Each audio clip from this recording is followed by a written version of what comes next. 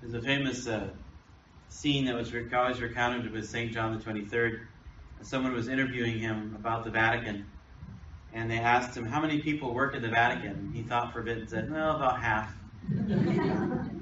He always had a great sense of humor, but he had a great love for people also, and a desire that the gospel continue to be proclaimed in all places. Part of the motivation is he's prompted by the Holy Spirit to open the Second Vatican Council, and especially guiding his hand in many documents, especially Pacem in Terris, or Peace on Earth, a document about working towards peace around the world. Certainly something that we could say at this time we truly need to work on as well.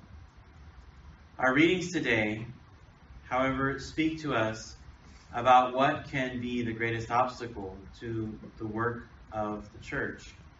We see this in Jonah. As I was listening to this being proclaimed, I just, Jonah's got guts, I have to say. He's here standing before God, and he says, I know you are gracious and merciful God. You're slow to anger, rich in clemency, loath to punish. And he's like, I knew you were going to forgive them, and I didn't want that. I wanted them to be destroyed. And I know we kind of chuckle at that. We're saying, gosh, this guy's pretty, pretty harsh. That's a very, that is an attitude that speaks of a spiritual disease of vengeance, of seeking out one's own will. Maybe strong words, I guess, but is it? God here is reasoning, you're upset because this plant died and you had to face the heat of the sun. What about these lives? 120,000 people. To want a whole class of, or a whole gather, a group of people to just be destroyed. And I think it's important for us to really contemplate, are there groups of people in our minds that we say, well, just life would be so much easier if they weren't around? We might not think it that way, but it's important for us to really examine our hearts and see if there are groups of people that we don't have that desire for their well-being and their ultimate flourishing. God's desire was not that Nineveh stay in doing what they were doing, but to bring them back into union with Him.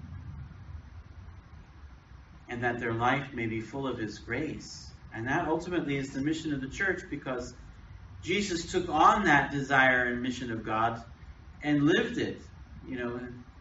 Everyone that the society had pushed to the margins, He went after them. He went to them to bring them back into life, to bring them back into union with God. Are we doing the same? Are we looking out at the margins, as Pope Francis calls us to do? I remember a talk where they said a person who is not evangelized, who doesn't have that personal relationship with Jesus Christ in their life, they look at the boundaries of a parish and say, this is the church we need to go to.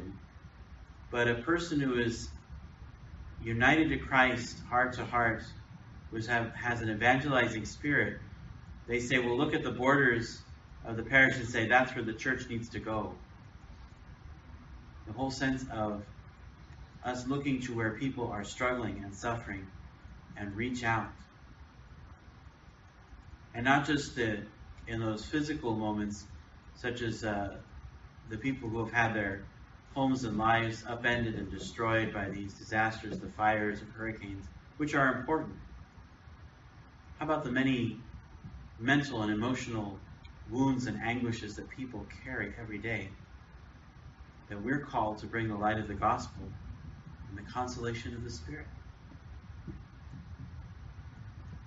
And so Jesus' simple and humble prayer to the Father, one that we recite a form of almost every day of our lives. We use the Matthew form, not the Lucan one we heard today, but the same thing holds true. A simple prayer to the Father. Give us this day our daily bread. Teach us how to forgive others like you forgive us. And help us to put your will and to practice on earth as it is in heaven. And let that be a simple and humble prayer be our guiding light. So that instead of isolating ourselves and our own ideas about who should be saved or not, that we listen to what God is asking us to bring the light of Christ to others.